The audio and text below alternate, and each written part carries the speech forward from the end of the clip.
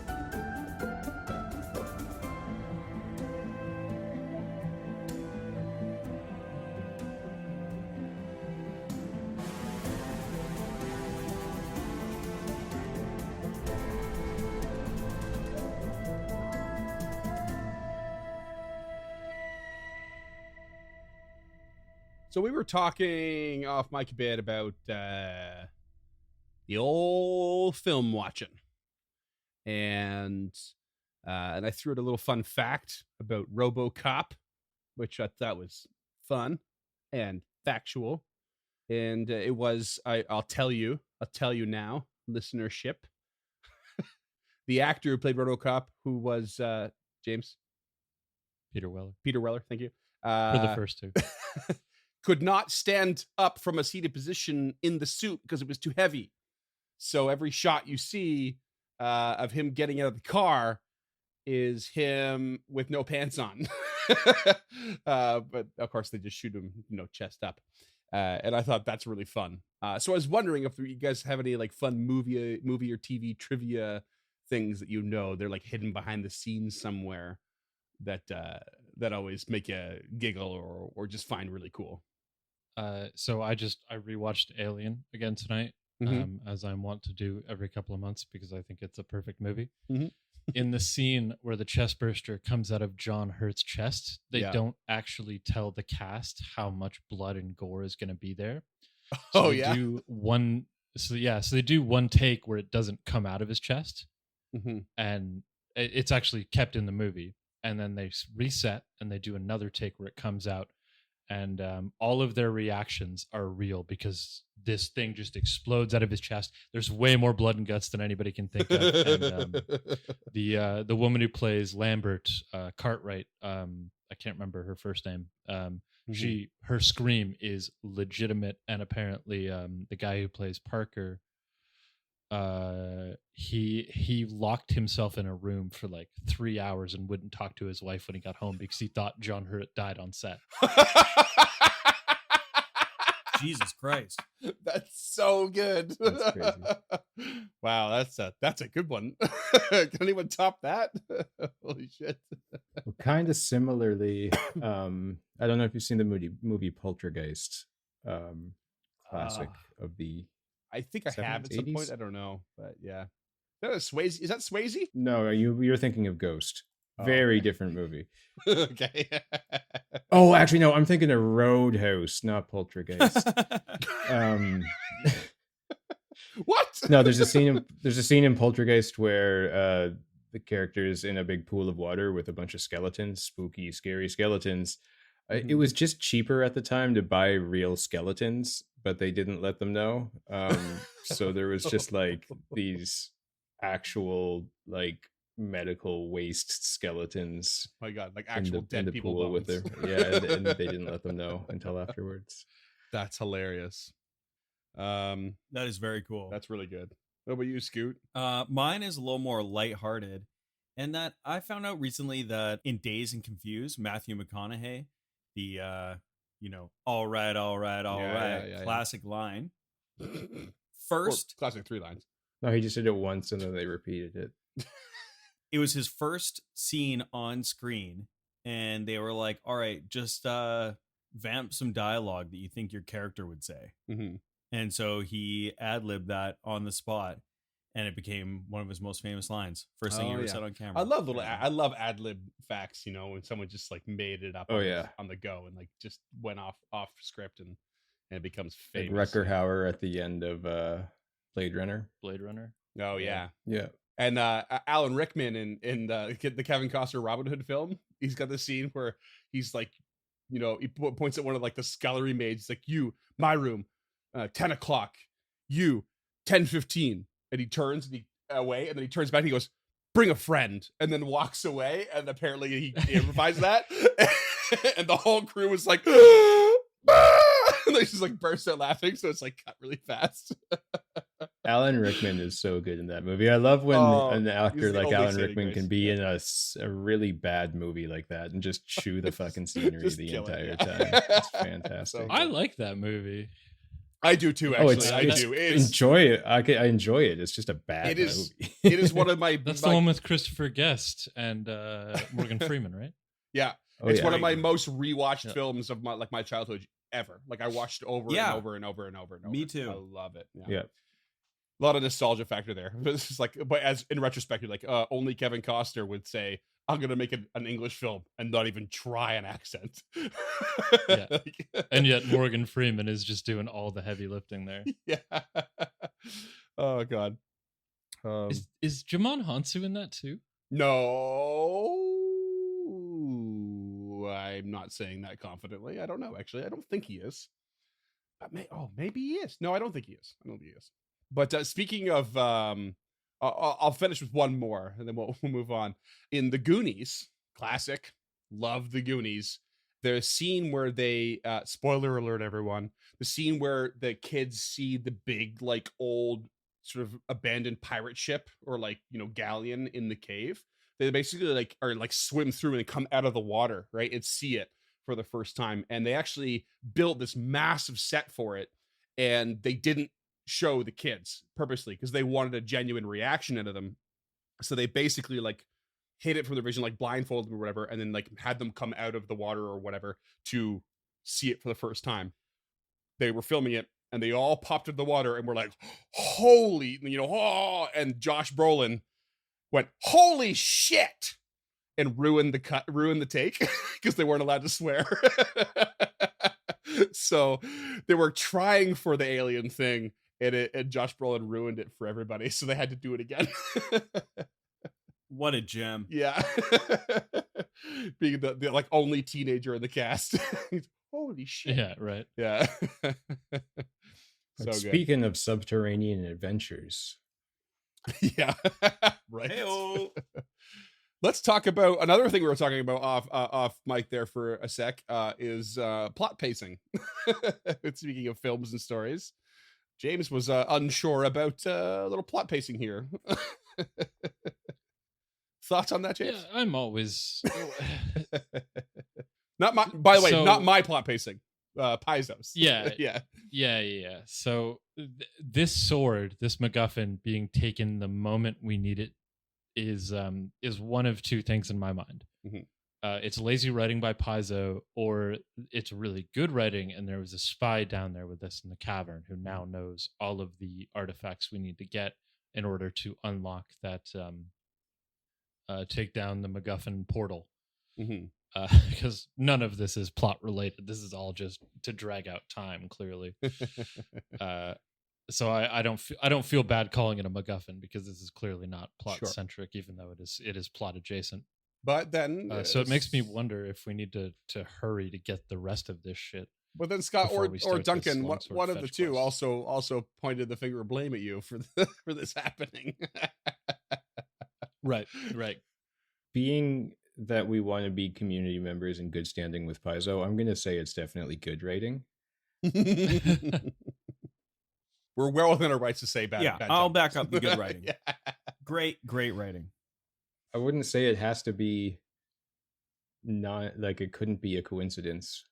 I guess we haven't done enough investigation of there might be some glaring evidence at the scene of what has happened. So if this happened anytime other than the moment where we're coming back to town, I'd probably agree with you. But we talked to Atari. We took 2 hours to activate portals. That means somebody had between 2 and 4 hours to make it back to Atari, start a fire, and steal this blade. If it is Carmen Rajani who started a fire to steal his ancestor's sword for whatever reason, when he can just forge himself a new goddamn longsword, then that's lazy writing because of the timing. Like there's or probably also just take it back without starting a fire. Yeah, like it belongs to him theoretically, so we could probably just volley the court or whatever local bureaucratic process is here. Like that sword belonged to his ancestor. There, through legacy laws, it would belong to him. He also gets raging drunk. Yeah, and I guess we are pretty late at night at this point, but yeah, you are. Yeah, I don't know.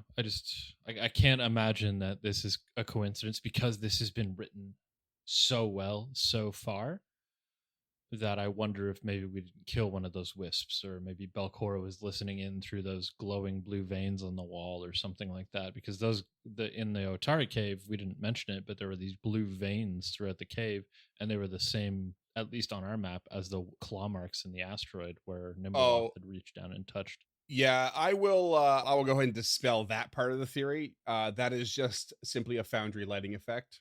Yeah, that's what I figured, but it's not a ignore. Yeah. So if I specifically describe a colored sort of veiny thing, then you'll know. But like that was literally just lighting effects, including in the chamber. There's big impressions into that stone, and there were lights in them, but they were not like specifically glowing blue in the same manner as the other cave. Like, yeah, you can separate those. But that doesn't mean Belcora couldn't be listening. Like if she's tied to this place in the same way that Otari is, and Otari knows all this shit, she's more powerful than him. There's no reason she couldn't have been floating around, or maybe Volek was just a bunch of leeches in the bottom of the pool. Like we don't know. Yeah.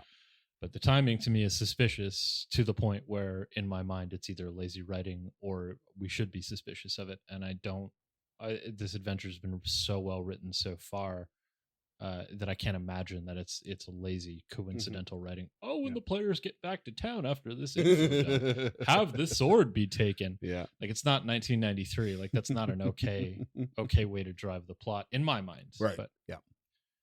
Maybe it'll unfold itself in some crazy way that I never even suspected, and maybe Belcora is actually Magilloy or something like that. Well, I mean, I have something I want to reveal about it, but I won't just yet. But like, I probably will in the near future. So don't let me forget if you can manage that. Yeah. In any case, you've been at the very least told that the fire was a distraction. And Vol Rajani's cooperative blade, it's known as, has been stolen from the Dawnflower Library. Yeah. What do you do? Inspect the crime scene if Longsaddle will let us. Yeah, at this point, Longsaddle is sort of just like walks out without much more of a word, and Gerald kind of lingers. He's like, "Oh, good to see you, sirs. Master Tulak and and Lady Gilda. Oh, you got a big friend here. Hello there, stranger. I can try and answer your questions, but there ain't much more to go on. Am I doing his voice the same? Yeah. Yep. Yeah, pretty much. Okay. Simpsons high-pitched voice. Slightly southern and a bit of his crackly voice. Right, gotcha. Pleased to meet you. It is nice to see a man with obvious confidence in this town. Well, yeah, I could see your learned book reading right in your eyes too. So thank you for that. Yeah, two very observant people in this room, yes. Do you know who may have done this? Well, given the sort of political aggravation that Rajani's been putting out there lately, and this being his ancestor's sword, he would be our first suspect, that's for sure.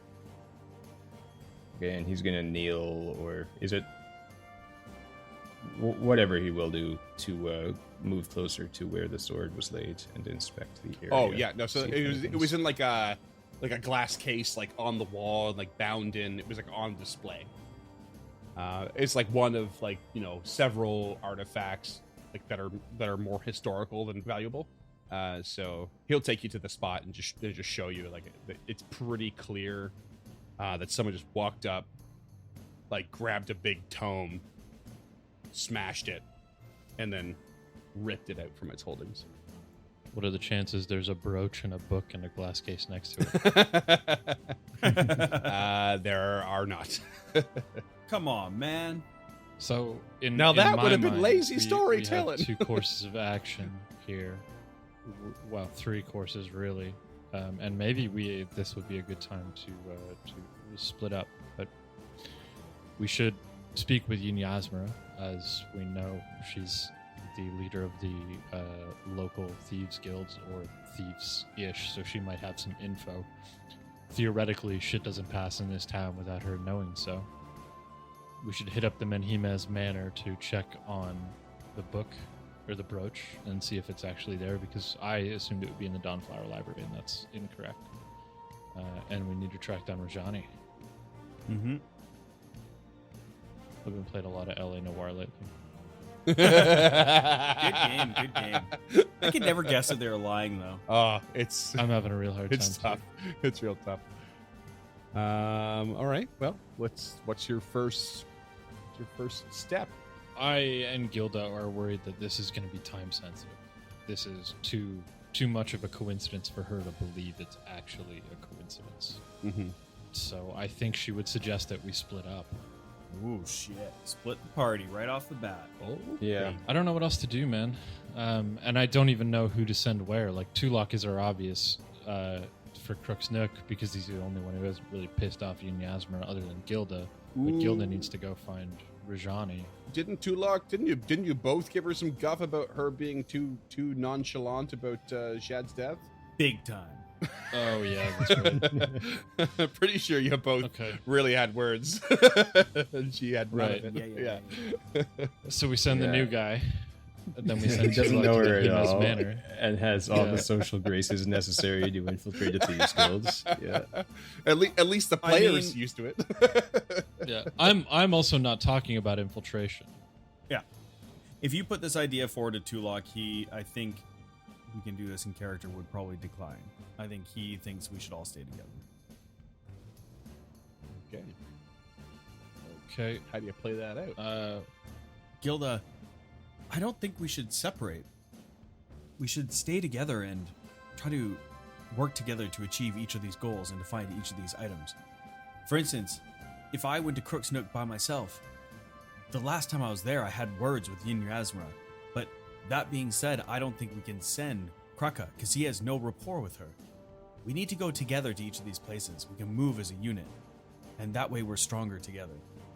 Though I do understand that you have a rapport with Rajani and may want to go there by yourself. I'm just worried we're losing time at this point, and she's still sweating profusely from her sickened condition. And I know that Krugga doesn't have a rapport with Yin Yasmir or Crook's Nook, but I think if we send him with a purse of gold pieces, that may help ease his way in.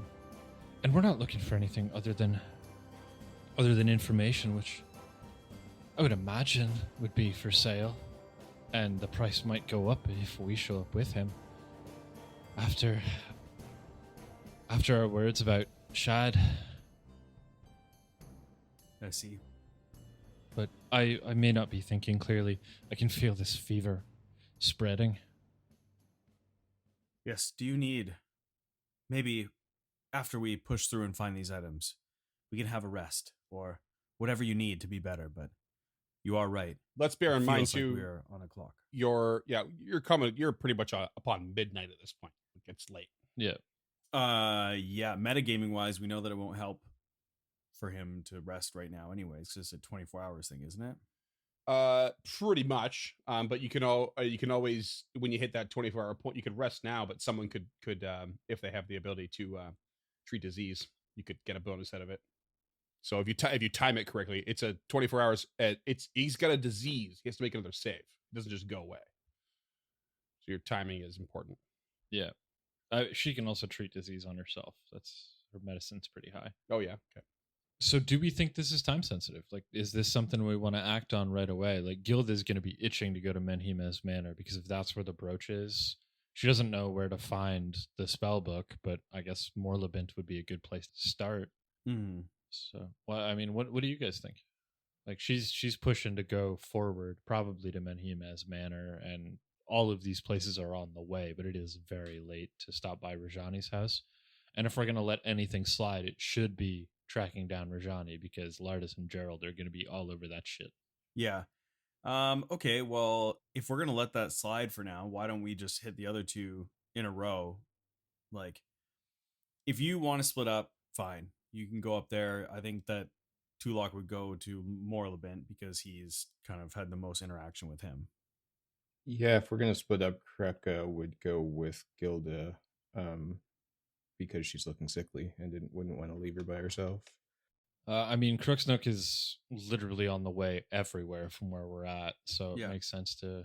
And it would still be open, it's after midnight, it's a pub, and hopefully with enough coin, they can open up Yin Yasmir's lips, even though we did seriously piss her off last time. Yeah, so, I don't know how F should be better with a stranger or with somebody that she's pissed off with.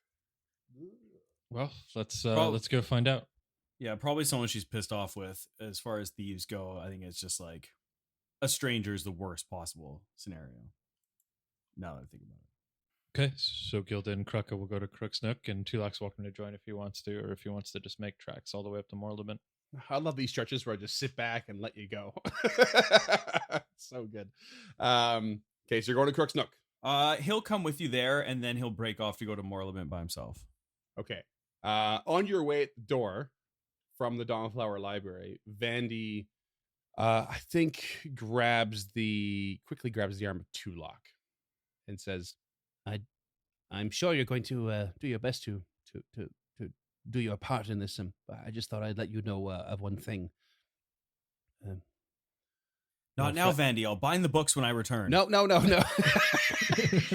Pushes her off and runs out the door. No, believe you me, I do not need your help with that. I was merely being polite before. The body of your friend Physic is well safe and secure, but not 2 nights ago or so, Shad's body went missing. It was taken away from the library, and no one seems to know how or why. Did you report this to Longsaddle? I did, but he does not seem to think it's of much consequence. He, like myself, believes Yin Asmara and her Osprey Club are in fact involved, and it is one of their members after all, and simply a body, though I'm loath to have it desecrated or mistreated. It is sort of beyond my reach now, and Longsaddle does not think it to be important. So yes, we all know about the long-standing silent agreement between Yin Yasmara and Longsaddle. I could see why he might not want to get involved. I do appreciate you telling me, though. Yes, I thought I'd let you know, given your history with the man. Yes, I know They can be a bit unsavory, but they're not all bad. Even Yin Yasmira has her moments. But, yeah. Anyway. It is quite true, Vandy. In the short time that we were together, we definitely grew closer than I thought we would. A man of his regard. Talents. Talents indeed. Yes, well, thank you, Master Tulak. If you do have the time, though I'm sure you're busy, we would, in fact, have you help us bind some books when needed, but do not trouble yourself with it. I've got many acolytes well in hand to cover the chores. No problem. If we level up, I may take an extra level in that. Anywho, and just so you know, like you guys have never taken advantage of this, but you can earn an income like if you do downtime stuff in town. I'm sure I've touched on it before, but I would throw out there that, I mean, over weeks and months, we haven't really had any time, right? No, you can spend a day and earn gold, just doing, all over town. There's all kinds of shit you can do. Like you can go help at Carmen Rajani's smithy if you had a crafting skill. You could do this, you could do that. It's not that it's like hugely worth it per se, but there's, you roll a check to see if you make any money, but you have to spend the whole day doing it. You got to spend like a good day's worth of work. All right, you twist my arm. Tulok's out of the adventure and working in the library. What I am saying is that if you ever decide you want to do that, you guys have been on the go the whole time for good reason. You're worried about time sensitive stuff, but if you wanted to return to the Dawnflower Library and use your bookbinding lore to earn income, I would allow it. That's what I'm saying. Okay, so Tulok turns to Vandy and says, "Thank you. I appreciate the information, and if anything else comes up about this or the robbery, please let me know. As well as, I do appreciate you looking after the body of Physic. We will be back to intern him properly into the ground, but in the meantime, we have some time-sensitive things going on right now, so just please keep him under gentle repose until we're back." Of course. And he moves out of the library. No trouble at all. Did Shad have ghoul fever when he died?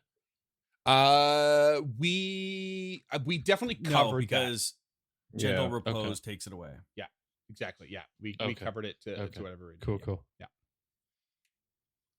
Tulok will fill in Kreka and Gilda on the way. Okay. So you head to the Crook's Nook, and Tulok, you're not going in? No, the three of us are going in there, and then they're breaking apart after. Okay. So you head into the Crook's Nook. It is the usual crowd. Of course, it's nighttime now, and it's a little bit bustling. Lots of smell of chowder and lobster and crab and all sorts of delicious seafood and fish pastries and whatever else you cook with ocean fare. And scallops. The scallops abound all over the place. Digby scallops, particularly. That one's for Duncan. And it's there's some gambling happening. There's some arm wrestling in one corner. It's pretty raucous, but not too crazy. It's exactly what you expect. There's no like record scratch as we walk in. Nah, they all know who you are, and they kind of don't care. Yeah. Has Lady Gilda been in here before? Yeah. A couple of times. She's met with Yin Yasmira? Yeah, she was here when Shad died, and they did a little scene when we picked up Shad where she bought everybody around to chowder because Gilda thinks it's the best chowder in town. Mm-hmm. Known facts. It is for sure. I mean, like, fuck Tamley, right? Otari Fishery? Pff, get out of here. She does great coffee, though. All right. Yeah, that's what you wanted, a fishery. So I guess they all just move on in there. All right. And head towards Yin Yasmira's office. And of course you are, you just waltz in, like, moving past the crowd and the tables and stuff like that. The bartender kind of looks up at you, and you just move past the bartender, and there's a big bulking, bodyguard in, that immediately gets in your way. I mean, what could I do for you? Tulok's gonna give like a knowing nod to the bartender. He's not just like storming in there. Right. He's cool, man. He's cool. Right. And the bartender's like, all right. But that doesn't stop the big guy. What do you want? We have words for Yinyasmra. Please, allow us to pass. Words for her. You have words for her. Well, you're cheeky, aren't you? Nobody has words for Yinyasmra. You might have words with her, but Yinyasmra decides her own meetings. Oh, so you're saying that if we have something to give her, we shouldn't do that? That's you now? You're making decisions for Yinyasmra? Oh, I didn't hear no offer for gifts or anything. You got something to give her, do you? Yes, her. Not you. Now please let us pass.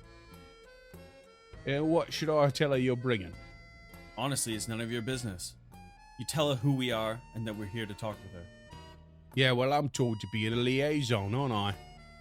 I'm to report what business is supposed to be presented to her when it walks in the door.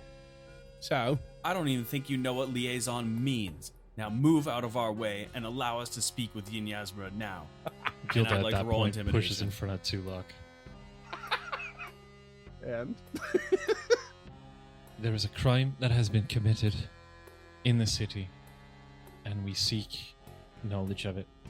Whether or not Yinyasmra is aware of it, and we humbly, and she shoots daggers at Tulok, humbly request an audience with the guild. diplomacy, please. 21. All right. So as Tulok gets really aggressive, this sort of bouncer looks really like shocked, like taken aback a little bit, not cowed, but like taken aback. And then Lady Gilda just like swoops in with some diplomacy. He kind of like gives you that head back, eyebrows down, kind of looking at you over the tip of his nose, like trying to figure out the situation because he's a little bit confused now. And he's just, all right, he's one sick. And he opens the door behind him, peeks his head in, and you hear him. And she's like, what do you mean, the crime? There's always crime. What do you mean there's a crime? What are you talking about, you stupid idiot? He closes the door. Oh, right. So, she'll see you in 2 minutes, please. if you don't mind, just waiting to the side. And Tulok steps to the side. He's kind of turning into a little bit of an asshole. Do you think? He is. He's starting to lose his patience. He's lost a lot of friends. Yeah. Getting a little hard. Yeah, it's justified, but this is not the place to roll in and start demanding shit. Yeah. And so, like, this bouncer just stands in front of the door, like, clasping his own wrist, like, in the typical stance, and just, like, staying there, like, big chest out. And eventually the door opens to a hand coming out and just giving a big slap to the side of the head. Like, but the hand comes, like, way below. He just, boom, hits him, and he's like, oh! And he just falls to the side. And Yinyasmra is just standing there. She's like, oh, what can I do for you? Master Tulok and Lady Gilda, and your big work friend. Well, look at that. Is there something I can help you with? What the fuck is that voice? It's late. She's been drinking. It's a little bit different every time. it's no big deal. It's all part of the illusion that is Yinyasmra. Exactly. There's nothing to do with Freeman's ability to do a voice like this. Keeps you on your toes, eh? Gilda is like sitting at the bar, just like pallid and sweating profusely still. You're not looking so good, Lady Gilda. Perhaps you should have a little bit of seafood chowder. I actually ordered one while we were waiting to take with me for the road. That's very kind of you and big of you after our last interaction. Well, Right. you know, everything counts like money, right? A little bit of chowder means a little bit more in my coffers.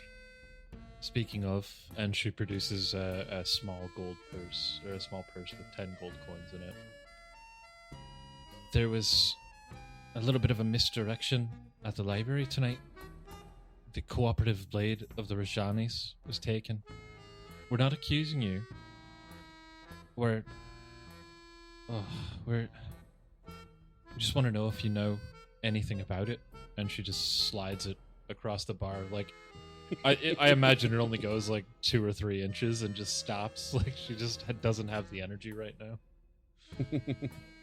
She's like, well, there's lots of crime that could happen in the bustling stopover town. Could you be more specific?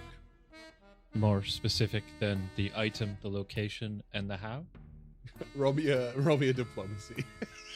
I mean, she asked generally confused. Like, she specified the location, how it was taken. That is an 11. Like, she's just put off by how I was how confused as pallid- well. I imagine she's just put off by how pallid and sickly Gilda looks at this point. Yeah, pretty much. She's just like, oh, you don't seem like you know what you're talking about at all. It seems very, very vague to me. I don't know what you mean. Master Tulak. Well, I don't like you so much. This here orc man. What are you doing here? Is there a reason I should be dealing with you at all? And she kind of turns really quickly sour. Well, I come with my compatriots for information as humbly as possible. We don't want trouble. And that gold is on offer if it means anything to you. We just want information regarding the sword, if you have it. It will be out of your power, out of your hair, and you can get back to whatever business it is you do here. We'd hate to think that somebody was stomping on your turf without your knowledge. We know you run this town. And you can see one of her eyes like twitch at that. Kruka, roll me a diplomacy with a +2. I need that +2. A 2 on the die for a 4 with another 2 makes 6. So he is doing this with his typical magnanimous behavior. Her gaze just passes over to Tulak. Tulak turns to her and says, I know that we've had our differences in the past, and I have approached you with hateful words, accusations. We do things differently, you and I, but you do know that I am trying to help Otari. And I know that in your way, you are trying to help Otari too. An item has been stolen, as Lady Gilda said, that we require to move further in the gauntlet. And I know that if a job has been carried out in your city, you would know something about it. And if you don't know, maybe you could point us in the right direction. So, as Gilda said, we are humbly asking for any information you have, or any direction you can point us in. And he bows his head slightly. Diplomacy. If this doesn't work now, you can intimidate. Diplomacy. Go. Ugh, Activate. 18. You know, hero point. Hero pointing it. Nice. Okay. Diplomacy. 22. Her eyes just narrow on you, Tulak, because you are being so reasonable. Get out of my butt. Now. And she takes a fist, raises it, and slams it on the wall next to her 3 times. Bam, bam, bam. And that's where your record scratch is, because the whole bar stops and turns and looks at all of you. And it's dead silent. Now. Gilda struggles to stand. Leaves the 10 gold pieces on the bar top. but looks forlornly over at the kitchen as she knows she's not getting her chowder. And she leaves. There's no reason to make an enemy of this woman in her mind. More of an enemy. Yeah, Krakow will follow her out, looking over his shoulder the whole time. Tulok?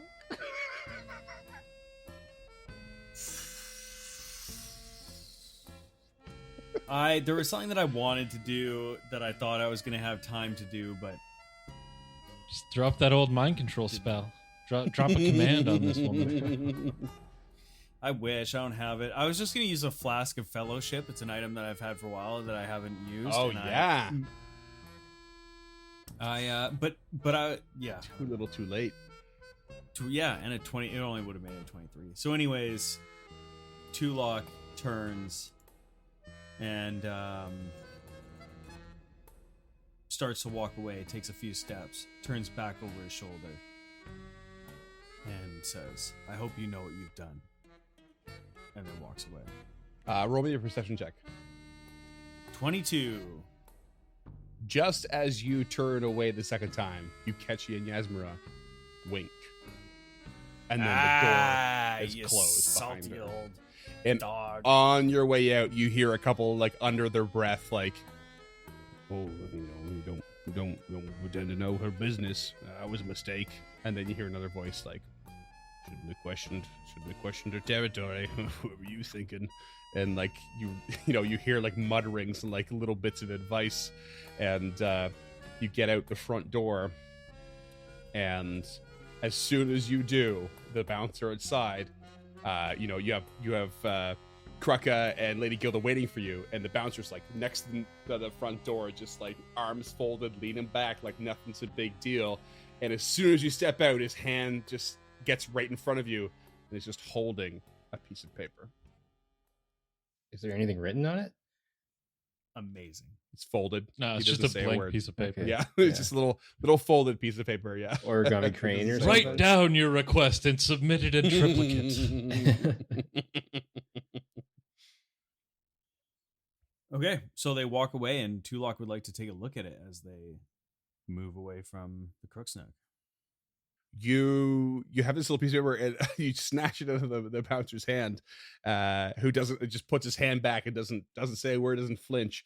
And you walk away, you open it up, and it is a crudely drawn but accurate map of a cave not far out of town that would very obviously be used as a refuge for smugglers. A smuggler's cove, if you will. Mm.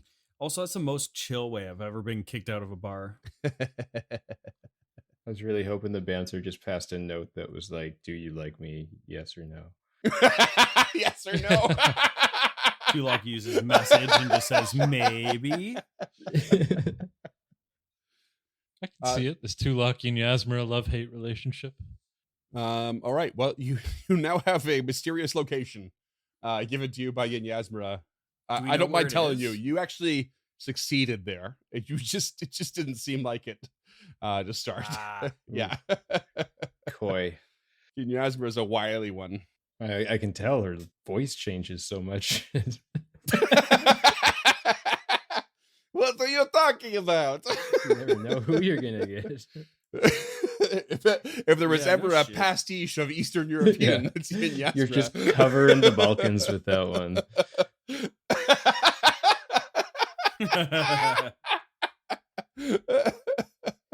It's like Worldle, but you're just guessing what shitty voice Freeman's putting on. Yeah. Oh god. All right, we're next. So We're next. okay, Freeman, how far away is this cave?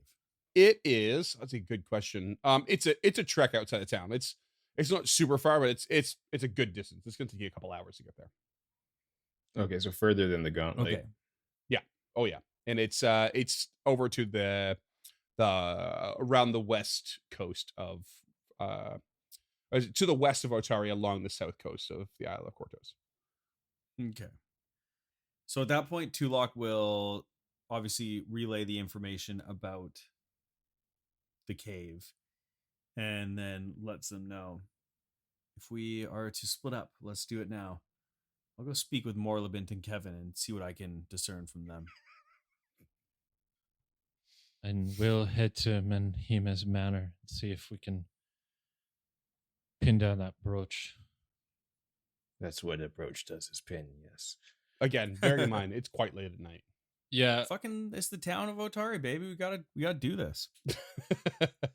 Sure, but like, you'd know that Odd Stories would be closed for sure. And Manhima's, you're literally going to knock on his house door. So, Yeah, she knows, but she thinks fine, it's but important just enough to letting you bother know. the mayor. Yeah. She also Okay. doesn't live here. Yeah. This won't be her problem forever. A good mayor is on call 24/7. If only that were true. Okay, so yeah, let's split up. So you're going to Odd Stories anyway? Cool. Copy that. You go over and you all truck to there, and Krucka and Kilda break off. And Tulok, you give an old knock on the door. Because Mhm. it is definitely closed. And it takes probably a few tries before you see a light come on, a little lantern somewhere in the building. And Tulok holds up the lantern of empty light. and does what? No. Oh my God. It's not the first time that he's been there after hours, so I think that it Yeah, wouldn't be the fair. craziest thing for him. Down comes Morlabint, kind of eyes a little bit bleary, and comes to the door, the lantern raised, and sees it's you, and takes the time and unlocks the door. And, Master Tulok, quite a late hour. Is there something wrong? Something afoot?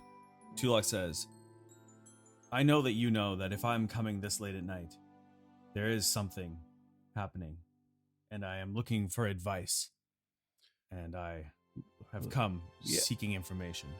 Yes, of course, Tulok, you're always welcome to seek our the knowledge within Odd Stories. On occasion, I wish it was a bit earlier, but no, of course, you're welcome. Come on in. What is it you're seeking tonight? Tulok steps in and closes the door behind him rather abruptly, and he says, this is a matter of some urgency. And that stops Morlabint real quick. Like he's like, kind of like shocks him, and he turns and kind of adjusts his glasses, and it's like, Tulok. I'm looking for a book called The Threshold of Knowledge. And his expression flinches right away. The old artifact from Zav Mavdium himself. Why? I need this item to move deeper into the gauntlet. In fact, I need an item from each of the Roseguard, and he brandishes Otari's thieves' tools. These tools belong to Otari himself, and I am looking for the rest. Well, slow down, Tulok. You are claiming to have the thieves' tools of Otari Vashti. That is correct. And while I'm making claims, not only have I his tools and his dagger, but I have also met him and spoken with his ghost, incorporeal as it may be. Not only will we be able to use these items to move deeper into the gauntlet, but it'll also free his restless spirit and send him to the boneyard. He's like agape. This is an incredible claim. You've met with Otari. That is extraordinary. Though I suppose it does follow the fact that you found levels below the gauntlet. I'm sorry, Tulok, this has taken me by quite surprise. Much more than just my being awoken in the night. Sorry, I know you've heard of this book. Do you know where I can find this book? Oh, yeah, yes, of course. I have it. I have it here. It is one of my most prized possessions. It is, of course, a wizarding book, rife with spells and arcane, but annotated beyond belief with all sorts of bits of knowledge. It's nearly indiscernible unless you take some time, but it's a magnificent piece. It's one of my favorites. Then you know of what weight I ask you. May I have this book? I cannot promise the condition it'll be in when I give it back to you. But know now that this item is needed to save Otari, and without it, we can move no further in its aid. Yes, well, I will show you the book. Please give me every detail. And he guides you to, one of the back rooms where, unlike the Dawnflower Library, this does have a protected, valuable book room. And you tell your tale, I assume. And we will move over to Lady Gilda and Kruka heading to the Manhima's Manor. You approach down what is known as the High Side Road, east of Otari along the cliff, very near the Giant's Wheel, which usually makes enough noise to nearly cause a din of sound throughout the whole day in Otari, but sits eerily quiet now. And you reach the gate of a very quiet but beautiful ground that belongs to the mayor. Is the gate locked? It is not. Okay, Kreko would just like to walk up to the front door and knock. Knocking on the door, just like Tulok, there's a bit of a wait, maybe a couple of tries before the door is opened by a servant asking what your business is. Can I help you? It's quite late in the night. Yes, this can't wait. We need to see the mayor. There's urgent business with the town's safety. We bring news from the Gauntlet. And our apologies if we woke Amnala or any of the children. He sort of cocks an eyebrow to Kruka, but then when Gilda speaks, kind of looks over his shoulder and realizes, oh shit, that's literally one of the heroes of Otari, and says to Gilda, it is a matter of security. You're sure to wake the mayor in the night? It would very much would have to be. We what? We can't be certain, but what we do know is that if we are correct, it's very time sensitive. And trust me, I need a bed and a brandy more than I need to be up here, but the state of things the way they are, this could be. Yes, this is time sensitive. Right. All right. Please come into the foyer and have a seat and give me at least a few moments. No, I do not wish to wake the rest of the Manhima's family. I will get Osif. Gilda sits down and immediately falls asleep. You're setting some Says, thank you, we will be quiet. Thank you. We will be quiet. I love the idea of Kruka's voice being like wicked booming, like without meaning to. So after only a few minutes really, and you're sitting in some pretty comfy, love seats, or it's probably a divan that Lady Gilda zeroes in on and just like collapses on. She's got like one leg up, like cuddling her shield, Yeah. like just sweating profusely. And eventually Osif comes down in his robes, again a little bit bleary-eyed like Morlabent, and with a look of getting I was about to say a rousing confusion as in he's like getting out of sleep. Right, as opposed to like an erection A at a sexy feet. clown or something.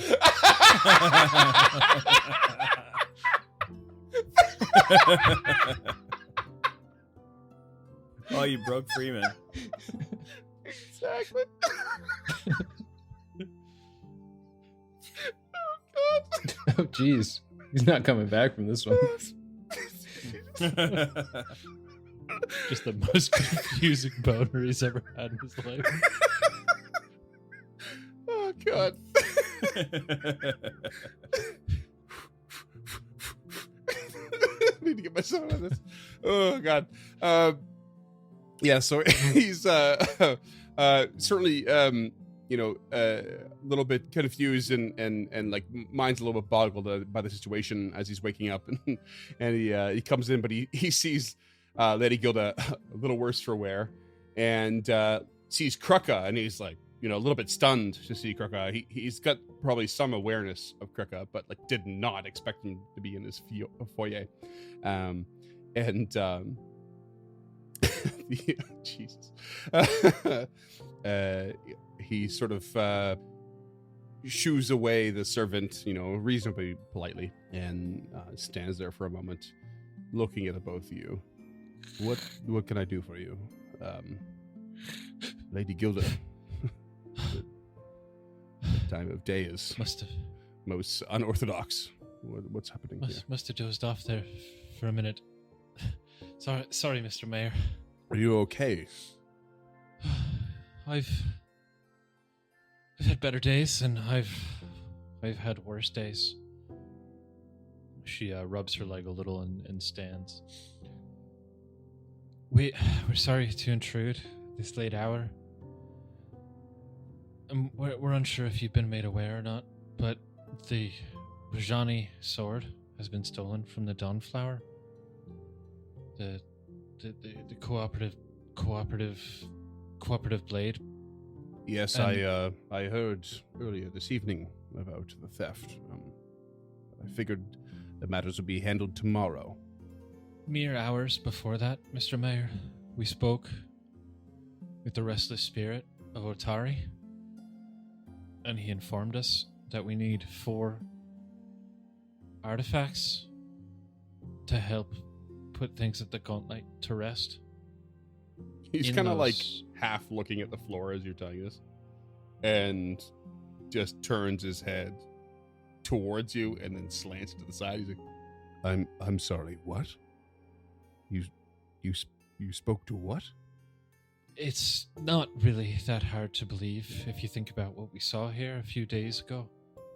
His spirit's trapped down there, and we're barred from going any further without personal artifacts that the Roseguard loved, those who have hurt Belcora. Rajani's sword was one of said artifacts. Otari's thieves' tools are another. And unfortunately, we require, for as little time as possible, we hope, the brooch of Erastil from your ancestor, Menhimes. And he's like awake now. like if you get splashed with water when you're drunk and you suddenly feel sober. I can't imagine what kind of an ask this is for you, and I know I'm no one to ask it of you, as I'm not a citizen of Otari. We have Tulak looking for Zarmavdin's threshold of knowledge, and we are going to find the cooperative blade. But you can see, due to the timing of the theft, we thought that this was more than a little urgent. He sort of hard swallows, nods his head, kind of staring at nothing.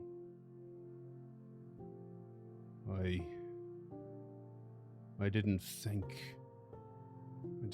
these items would ever be more than culturally, historically significant. You're telling me they have an important power related to the gauntlet, to your mission? To the best of our knowledge, yes.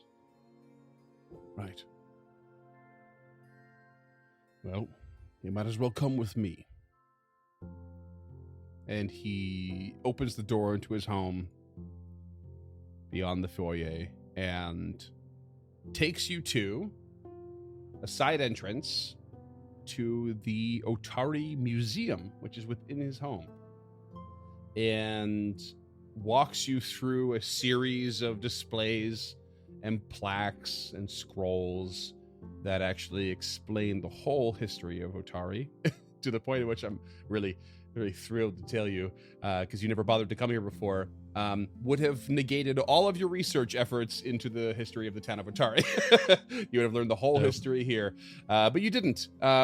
Instead, you learned it the hard way, and he brings you to a display with the Hunter's Brooch, as it is called, and unlocks the key from his pocket, even from his robe pocket, the case, and pulls out this beautiful, absolutely beautiful silver religious symbol to Erastil, Old Deadeye, as is also known, as they are also known. As I believe Erastil is a duality god.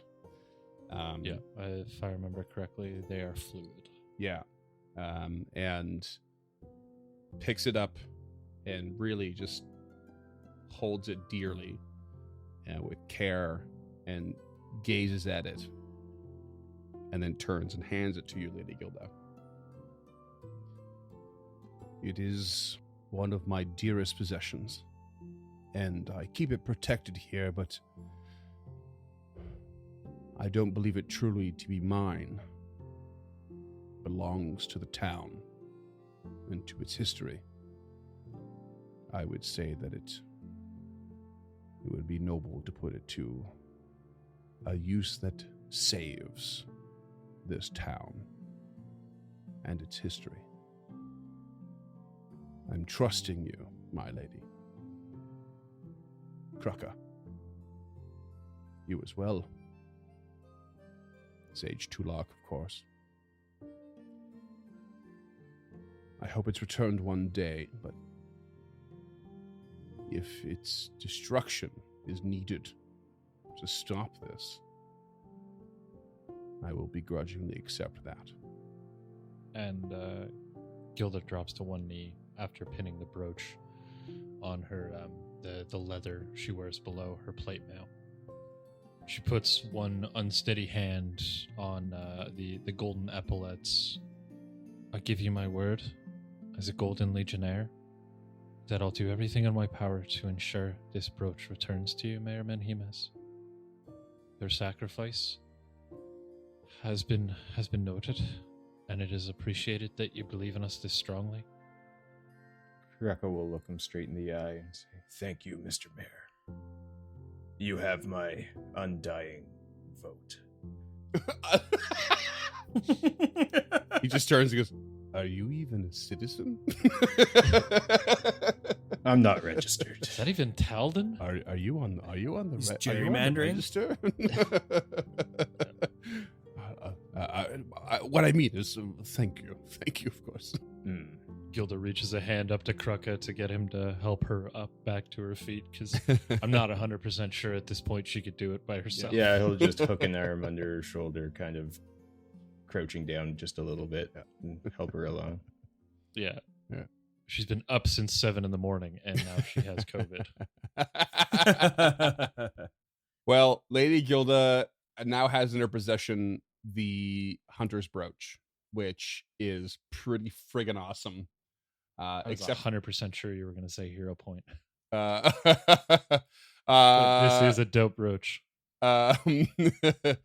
It while wearing it, you can cast the Disrupt Undead cantrip as an innate divine spell, just automatically, which is awesome. And as a 3-action command and interact, which is a big cost, and once per day, you can touch a weapon you wield to the symbol uttering a plea for Erastil's steadying hand. You grant the weapon the deadly D12 trait, which is awesome. So when you crit, you get an extra D12 damage.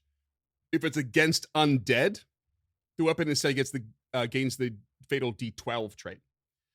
So fatal means all of your damage die turns to D12 if it isn't already. Whoa. The blessing lasts for only a minute, or until you score a critical hit, or unless you're not wielding the weapon anymore. So there is a lot of caveats here. The downside to this is Lady Gilda's fist and hand wraps of mighty blows do not count as weapons. Ooh. And Kraka already does D12s, so there is that too. It's not purely meant for your party build right now, but it is stupidly good. It's an incredible item. So it's in Lady Gilda's possession for now, but how that is that just because of the way that the hand wraps of mighty blows are like labeled? Yeah, Lady Gilda does unarmed strikes with her fist specifically, and they are not considered weapon attacks. And the hand wraps of mighty blows are worn items. They're not held weapons. So yeah, as a technicality, they do not count. Damn. Mm-hmm. But should for some reason she wants to wield a retribution axe again or something like that, or like pick something else up, it would be a huge bonus to that if you happen to score a critical.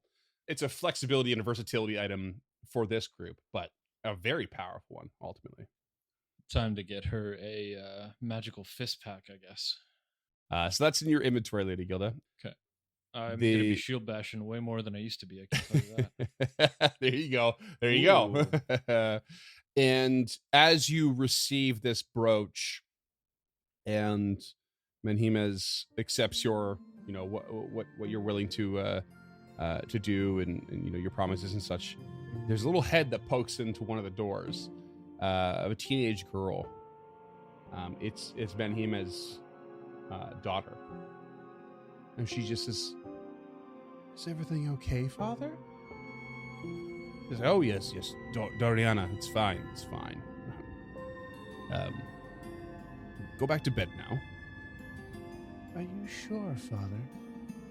I was having a dream. Everything wasn't fine." "Doriana, we've talked about this. Just off to bed with you. These are friends of the town, the heroes of the night, as you remember." "Oh, yeah. And she suddenly sees you for the first time. Okay, good night, Father." And she ducks her head away. And Menhimes kind of turns around and looks at you with a bit of a troubled look. But he shakes it off and smiles. He's like, "Teenagers." Do we recognize that voice at all? No. Okay. Never heard it. Never met her. Okay. He's just like, teenagers. Okay. There's all sorts of things going on with them. Never really quite understood it myself. She's my oldest, And he walks you to the front door with thanks and a look of worry for his artifact, his treasure possession, but with confidence in your mission. He just handed it to somebody who promised to protect it, but needs this giant orc's help to get it out of the front gate of his house. No strength to push it. And we'll move back to Odd Stories, where Morlabent has shown this book to Tulak, and it's a pretty incredible spell book. You could tell that it once was a very straightforward treatise on like arcane and occult lore. It contains several useful spells, but you're not a wizard, so they don't do much for you. But there's a big list of spells in here that go up to level 4, and you can see that the original text is heavily annotated, and it's clear that Zarmavdian wanted to prevent eldritch creatures from manipulating innocent minds. Like there's an obsession through the book in this like particular theme and goal. And so it's like a treasure trove of for those seeking dangerous and inscrutable lore, as it says. And so this actually unlocks a archetype called Eldritch Researcher, should you continue studying it. What does that mean? It's literally an That means you archetype. can take an Eldritch Researcher dip. Yeah. Yeah, but it's just something that isn't offered as a dip until you take a look at it. This is one of several archetypes I told you guys not to pick at the beginning of our adventure. And this one is now unlocked to you. This is actually Should a really you- dope archetype, and I think Tulok could have some fun with a dip in here. It's Tulok's Actually, I think already I've read dipped in this. this direction. Yeah. Yeah. So it's worth looking at. It would take, you're not going to be able to acquire the first level of that for maybe a bit, but it is something that you would, perhaps continue reading and researching, and you can come back to later. But as Morlibin hands this book to you, which I will put in your inventory right now, Tulok, Thresholds of Knowledge. Yeah, and Tulok was considering, because he knows how much this means to Morlibin, he was thinking about just trading him one of his books from Volok, like potentially What the Worm Knows, and just being like, here, why don't you hold this while I take yours? You can study it, see if you can find anything in the passages that I have not managed to muster. Anything that could give us an edge against these creatures. And I will take it back when I give you yours. A fine pawn, Master Tulok. I appreciate your appreciation for the value of this book. And I appreciate the value of yours in turn. I will do my part. Thank you. I do hope we swap these back. Please be careful with the knowledge you find within them. Yes, of course. Of course. Always care with knowledge. Especially knowledge of the unknown. And then with that, Tulok bows his head. Thank you, Morlibin. You just I hear like a apologize to Kevin for me for the interruption. hear a from the floor above from Kevin.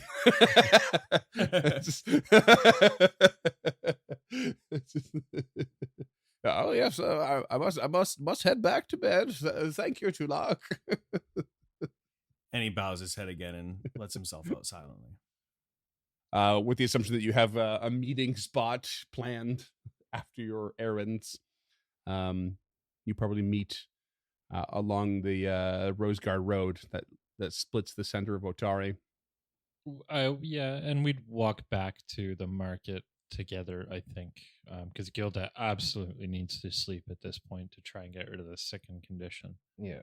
I guess Krucka doesn't have a place in town, so we could buy him a room out of the coffers. Yeah, I suppose so. Yeah.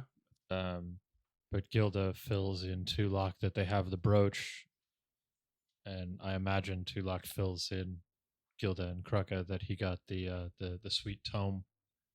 That is correct. I was expecting a little bit of pushback on one of those three. Yeah, well, there can only be one true MacGuffin. Did you want this brooch, Duncan? Do you think you would get some value out of it?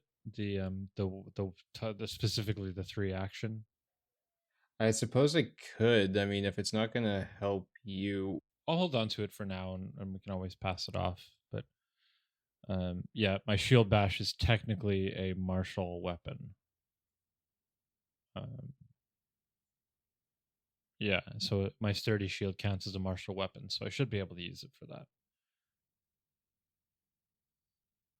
I could also use it on the Ghost Touch whip, which could be pretty interesting. +1 Ghost Touch and D12 damage. But okay, so I'll keep the Hunter's Brooch for now. We'll get Krucka a room at the fishery and just go to sleep for the night, I guess. Yeah, that being said, that's the thing that's worth most mentioning is that your current setup doesn't take full advantage of it, but if you need to switch weapons, which Krucka recently did, he used the silvered hand axe or whatever it was, like that brooch. It's really its big effectiveness is on a crit, but it's a big effect, right? So it's in that situation where you need to switch weapons, and that's not your sort of main shtick. Now you can make your not main shtick even better, possibly, right? Yeah, it's because my shield bash is a D4, and I think it's the same for the ghost touch whip. Yeah. Okay. So I'll hold on to it for now, and we'll rest, I guess. go for the old rest, eh? Yep. I need to try and get rid of the second condition. I'd like some spells back. Let's talk about treat disease. It's going to take 8 hours to treat disease. I can't do it on myself. I mean, I feel like you could technically, but it would take that much longer. Kind of Well, thing. it's 8 hours carrying, so I'd have to Right. rest for 8 hours and then spend another 8 hours treating my own disease. Or like the other way around, I think, in fact. But well, if she doesn't rest, she's going to get the exhausted condition. right. I think Krucka can do this for Yeah, you, Krucka actually. could with his nature. But what? Or So fatigue. would Krucka have to do that for 8 hours? Yeah, you'd have to spend 8 hours, treating disease. Okay, because it still needs. And it's only a +2, so Yeah. If you succeed, it's a +2 to the saving throw. If you critically succeed, it's a +4. yeah. But yeah, you could do your nature check for this, and then we'll see. I'm not gonna worry too much about fatigue bullshit right now. Okay. Okay. We could also just rest the night. I could try the save, and if I fail, then we could do it again with the treat disease. Well, we can do the treat disease, and then if we fail, Well, I mean, that would not necessarily be in line with Lady Gilda's concern about time constraints, right? yeah, true. I'm actually less concerned about it now that we have 3 of the 4 MacGuffins. Okay. Yeah, but we have the easiest 3 to get. Yeah, that's fair. But I mean, Mm. what kind of timeline are we on? We know that the thing recharges once every fortnight, and it's only been at most, even with our bad timekeeping, 5 days. Mm. So we have a little bit of time here. I think I'm prepared to be corrected if you guys remember more than I do. Oh, that sounds great. I'm trying to remember if I revealed the frequency of Gauntlet. You did, or not. yeah. It's in my notes. I did. somewhere. Okay. Well, in that case, Yeah. it's actually a month, not a fortnight. Okay. Yeah. So okay. So it's a pretty solid amount of time. You don't necessarily want to waste it, but it's Yeah, as long as the sword's not going to move from that cave, then we might as well take a few hours. Yeah. You revealed it in episode 46. okay. I thought I did. Yeah. Yeah. Once per month can do the Otari shit. Are my exact notes. Yeah. I mean, so do you want to crack out a treat disease? You were just rest now. Everyone rest now, and you're gonna tough it out and see what happens. I can't make that decision for you. He'll just treat disease because he knows he can. But he doesn't know how I roll on these kind of things. 26. Ooh. That's pretty all right. That'll give you a +2. That's a Okay. success. And yeah. I rolled a 25 for a 27. That was a 25 is a meat to beat, actually. Let me just double check the disease here real quick. You reduce by 1 stage because you critically failed. You were in stage 2, so you are now in stage 1. You feel the fever breaking. You don't feel recovered yet. So I'm still second? No, the second condition Okay. wears off, but you still have some recovery to do. You're going to need at least another save. Okay, so Gilda will explain this to Tulak and Krucka over a very, very light breakfast of bouillabaisse, I'm sure. She was going to eat Nice. fish chowder. How weak was the stomach? Yeah. And she's that's settling fair. for bouillabaisse. Yeah. Well, it's Tamley's bouillabaisse. It's not Yin Oh. Yasmara's chowder. Let me roll for Tamili's bouillabaisse. 45. It's okay. It's okay at Okay. best.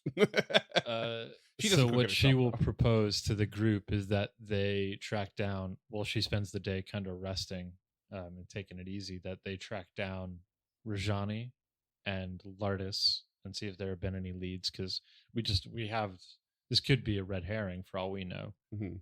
And then Yep. after that, we should go to Rin and see if she can read the stars and point us in a direction. Okay. But Probably should have that's done just that her- last night. Yeah. I was gonna say. Well, we got it. Like we nailed it. We went to the 3 places we needed to go. Mhm. Or 2 places. Well, I just we meant needed because to now go. we got to read the stars. You got to read the stars at night. That's the problem. Yeah. Oh, well, I got to roll another save after a long rest anyway, so So you got to stay. we might as well just take the whole day. And Okay. Tulok can pick up his +1 armor finally. I don't know if it's ready yet. It should It- be. is It's it? It been is actually. 3 I meant to days. mention this last 3 episode days? when we're talking about the calendar. I have a random note in it that says Tulok's armor will be ready. Oh. So I think it is. I don't remember Yeah, because putting we it rested there. once in the gauntlet, and then we rested once Oh, here. God. So that would be 2 nights, 3 days. I actually Perfect. forgot you even did it. So what is the armor that you got? I don't remember. It's It's plus +1. one explorer's clothing with the slick rune. Oh, the Yeah. slick rune. Okay. I would just like to point out for you, Tulok, you no longer need to cast mage armor Why? because it grants an item bonus. And now your new explorer's clothes grant a +1 item bonus. They don't stack. So the original explorer's clothes added no AC bonus? No. No, explorer's clothes don't add anything. Oh, okay. You're just wearing clothes. But explorer's clothes Yeah. are allowed to have runes attached to them. That's the thing. So Oh, okay. this saves you a spell slot, but kind of wastes the fact that you know the shield spell, which you can, upon next level up, change out if you want. But I can't because I already am changing out other stuff. At the very least, it saves you a spell slot. The very least. That's true. Yeah. I'll take that. Is mage armor self only? And he casts it every day, always. So he's always Gotcha. down 1 first level spell, Well, just because you know it doesn't mean you have to use it. but he always does. Yeah, no, it's true. All right, so you're gonna are you gonna rest throughout the day and go for another attempt on this save then? I think she's probably like, because she's not mechanically sickened, I think she's okay to like aid Tulok and Kruka in their search. Like, we should go talk to Lardis and or Gerald first to see if they found Carmen and what the deal was there, and we can at least do that, I think. So, but how long after you're saved do you do this? I'm wondering now. Do you go do things? I imagine you the meet save up? was in the morning, and then we do a couple of things. We get her, or we get Tulok's armor. I guess we get any other gear we think we need in town, like potions or a wand or what have you. I don't know what anything costs anymore, and we don't have that much gold, and we don't have much to sell as far as I know, Mhm. unless we want to sell this hunter's brooch. Which reminds me, Yeah. did There we you guys ever? Get rid of it. I actually can't remember how many of those books you turned into Morlament for money. How many do you have in your I mean, Scott's stash? been we- pretty good about removing them from his Okay. loot. we so- don't have any now. Okay, all right. We must Yeah. have done it at some point. I just forgot. Okay. Yeah, I mean, we were back the day before yesterday. Okay. Damn, it's so hard playing in and out of game time. I have so much in my brain. Okay. Well, I know because we only rested one night in the gauntlet Mm. to get rid of the whatever condition Gilda and Kruka had after that meteor room. Right. Oh, right. Like Yeah. The enfeebled or whatever. No, the drained. Enfeebled. Drained, yeah. Drained. Yeah. So we rested once the gauntlet, and before that we were back here because we did the tunnels. I think we blew a hole in Tamley's cellar. Right. Yeah. Right. Yeah. Making friends. So, so how long do you feel like? Again, asking the same question. How long do you spend running errands and doing things after? Let's call it early afternoon so we can just get whatever we want from town, and we can just do any shopping we want to do off air. Okay. Roll me a fortitude save. Natural 20 for a 32. Ho! You are fully recovered. Perfect. You feel at some point you walk by a vendor that has this deliciously sweet smelling coffee, and you can't help but stop in and buy one, and it costs you more than usual. Let's call it a gold. Take a gold out of your pocket. I don't have any money, but I'll take a copper out of your pocket. And no, I mean, like, Gilda has no money. And actually, you walk into the vendor, and the vendor sees your slightly ill stance and goes, "It's on the house," and gives you this incredibly wonderful cup of coffee. And you could just a feel single tear rolls from Tulok's eye. You can feel the final bit of that fever wash away as you give it good delicious sip. Is this the guy who took over Samal's old stand? Oh God, don't make me say that. Son of a bitch. I feel bad enough. What? Yeah. Oh, found these in the back. Ah, we see some great beans. I don't know where they're from. Oh, give it a try. If I remember correctly, Samal's favorite brew was from Andor, so this would even taste like home for Gilda. Yeah, there you go. It's a nostalgic brew, and you just you break away. You break away from the illness. And you head where next? I guess to talk to Lardis. Yeah. I mean, unless you guys want to try and track down Rajani on our own. Yeah, if he's already done it, might as well find out. It doesn't seem wise to get in the middle of an ongoing investigation. Let's see what he has to say, and then if we don't find any good information, like, go follow the map to Yin Yasmira's cave. Yep. All right, so you head to the garrison, the Otari garrison. Yep. All right. You head over there, and walking into the front entrance, you see Gerald scribbling some notes at the front desk. Is that Gerald's twin brother? I realize almost like very delayed that I said Gerald. He's like, well, hello. Well, hello there. I switched to a hard G. But it's spelled with a J. What a fucking slip of the tongue there. No, Gerald is scribbling some notes and writing out some reports. And he's like, "Oh, hello there, sirs. Is there something I can help you with there, my lady? Master Tudlock? Krucka, that's your name, right? Yes, Geralt. Oh, that's pronounced Gerald. Thank you. Oh, a soft G. Thank you. I appreciate it if you call me Lieutenant. Thank you. Lieutenant, we were just coming to inquire if there's any news on the robbery of the Rajani artifact. Oh, Captain Longsaddle is sort of waved his hand on it here. It's kind of on my plate, but I don't have much to go on. We went down to the old Blades for Glades there, but his Carmen Rajani's apprentices, so I haven't seen him for some time. So he's still our prime suspect, but if he's fled town, it's sort of quickly becomes out of our jurisdiction, to be honest.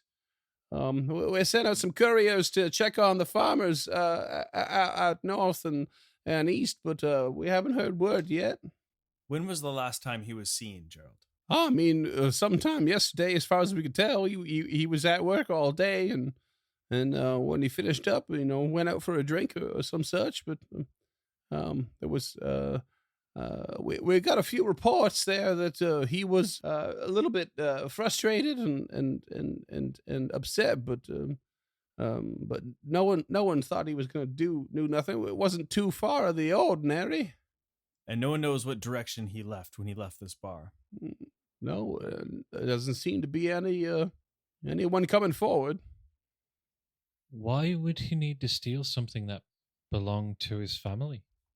Oh, well, that's sort of the thing, right? Manheim has insisted for a long time that these artifacts belong to the town, not to the person. Of course, he has the luxury of holding his own family heirloom in the museum, which Rajani has lacked to bring up many a time. But also his heirloom was safely kept in the Dawnflower Library. I'm not sure why he protests so much. But at the end of the day, well, Seems maybe it was too much for him. And if he bothered to look at all, he could see the brooch pinned to like the collar of Gilda's leather below her plate mail. I don't know what much else to do here, but odd stories held on to an artifact. Maybe it's not well known, but but those who keep tabs, we all sort of had an understanding. It was just common who never really seemed to understand. Sense motive. Okay, sure. Why would he know that Morlabent held on to the book? I mean, It's that's a probably just common 17 knowledge, right? It could be, but like he knows that offhand, and he's drawn this correlation immediately. And I don't know if that's Freeman's role playing or if he's actually the big bad evil guy anymore. 17. Yeah. You have no reason to doubt Gerald in this. Gerald is like despite the voice I give him, gives you the perception that like he's drawing these lines as he says them. So he's not like, say, I know this for a fact, but it's like it makes sense to me. So you believe he believes what he's saying. Right. He's gonna multi-class new investigator. Got it. That promotion though, eh? Yeah, gone straight to his head. He now has to be referred to as Lieutenant Geralt. He's just wearing plain clothes. Yeah. So do we want to go talk to Rin and see if she can read the stars, or do we want to make haste for this cave? Because I guess it's like mid-afternoon. It's midday at most. You can't read the stars right now. Cave. Okay. Let's. I mean, Gilda's feeling strong. She ready to punch. Let's make Stars our went cave. home. Yeah. You The head cave story. out. It takes you shit. a few hours. You head towards this vaguely marked cave on a piece of paper by Yin Yasmara. And as soon as you approach this like sort of copse of trees that seems to hide where it's at, you pass through it and it's cleverly hidden. And the first thing you see is a few logs and an old fire pit that sort of seems to be unused for a long time, but there is a very obvious and deliberate cave just behind it. This place is used frequently enough, but not so frequently that you think someone's used this fire pit outside recently. So this is where Carmen is training his army for the coup, I guess. Gilda's gonna light up the Wayfarer compass and take the defend action as she steps up to the entrance as quietly as she can. Tulak avoids notice and follows. Crick is scouting. And you step into and towards a cave that veers to the left a bit. And you can see almost immediately as you enter in some rotted crepes. Sorry. Just Crepes? moldy pancakes. Oh, God. I'm working at a French restaurant. Some rotted crepes. Forgotten clothes. Other bits of debris that suggest the cave is occasionally used, but certainly rarely cleaned. And there is a cold campfire that is surrounded by logs that sits in the cave's center. A faint smell of mildew and smoke hangs in the air. But you can see one Carmen Rajani standing next to the fire, with the old fire, staring at its smoldering coals. He turns with a nice long sword in hand and several light hammers around his belt, a sort of lost and angry look on his face. He sees you and he shakes his head as if he expected it. And he says, It's mine, I tell you. The sword is mine. How can I steal something that already belongs to me? It belonged to Vol Rajani himself, and I'm the only surviving descendant. The uptight mayor says the sword belongs to his family just because a pack of kobolds had their hands on it for a while. And his ancestors snatched it from them. Right. He says it's an heirloom. An heirloom, and he's right. It's my heirloom. Belongs to him. Belongs to the town my arse. I tried to buy it off him. Every time I saved enough coin, he raised the price 50 gold, then 100, then 200. Then he said it wasn't for sale. I had no choice but to take it. If I'm going to make my mark in Otori, this is it. This belongs to the Rajani family.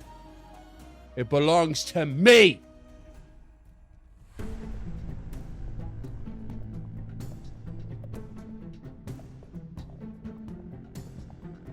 Stemming the Tide is an actual play podcast of the Adventure Path Abomination Vaults and is produced by the Uncharted North Network. Stemming the Tide uses trademarks and/or copyrights owned by Paizo Inc., used under Paizo's community use policy. We are expressly prohibited from charging you to use or access this content. Stemming the Tide is not published, endorsed, or specifically approved by Paizo. For more information about Paizo Inc. and Paizo products, visit paizo.com. Music is composed by Will Savino and artwork by Greyhood.